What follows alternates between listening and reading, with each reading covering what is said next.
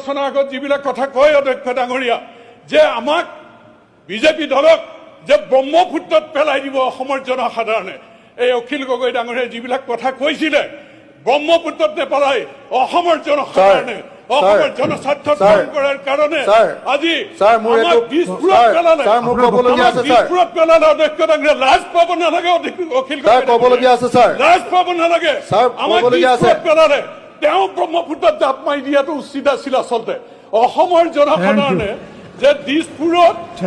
আমাক পেলালে, আমাক কিন্তু ব্ৰহ্মপুত্ৰত নেপেলালে এইকাৰণে যে ডক্টৰ হিমন্ত বিশ্ব শৰ্মা ডাঙৰীয়াৰ নেতৃত্বৰ চৰকাৰখনে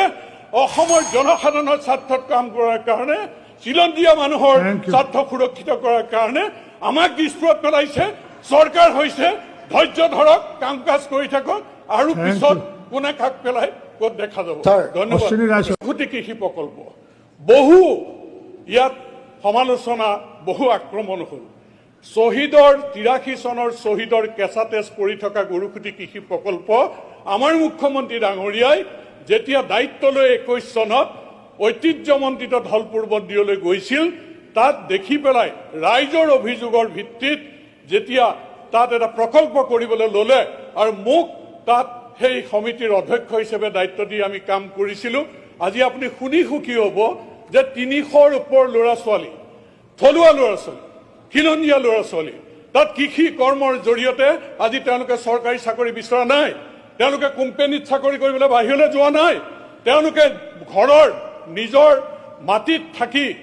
আৰু যি জেগাত দিনত যাবলৈ সাহস কৰা নাছিল, সেই জেগাত 6টা কেম্পত আমাৰ খিলঞ্জীয়া যুৱক যুৱতীয়ে তাত ৰাতি থাকি আজি কৃষি প্ৰকল্পৰ জৰিয়তে স্বনিৰ্ভৰশীল হোৱাৰ ক্ষেত্ৰত যি এক আদৰ্শ গঢ়িছে। মই আহ্বান জনাম অধ্যক্ষ ডাঙৰীয়া, এইবাৰ যাতে অকল দৰং জিলাত কৰা সেই প্ৰকল্পই নহয়, অসমৰ প্ৰতি জিলাই জিলাই এনেধৰণে যি অচিনাকি মানুহে সেই মাটিবিলাক বেদখল কৰি পেলাই তেওঁলোকে হস্তগত কৰিছে, সেই মাটি উদ্ধাৰ কৰি গৰুৰ খুটি কৃষি প্ৰকল্পৰ নিচিনাকৈ অসমৰ জিলাই জিলাই যাতে খিলঞ্জীয়া মানুহৰ মাটি নিজৰ হাতত ৰাখিবৰ কাৰণে আৰু স্বনিৰ্ভৰশীল হ'বৰ কাৰণে, কৰ্মসংস্কৃতিৰ যাত্ৰাটো শক্তিশালী কৰিবৰ কাৰণে, উৎপাদনমুখী এই ব্যৱস্থাটো কৰিবৰ কাৰণে, পথাৰ বজাৰ দখল কৰিবৰ কাৰণে, গ্ৰাম্য অৰ্থনীতি টনকিয়াল কৰিবৰ কাৰণে, অসমীয়াৰ স্বাভিমান ৰক্ষা কৰিবৰ কাৰণে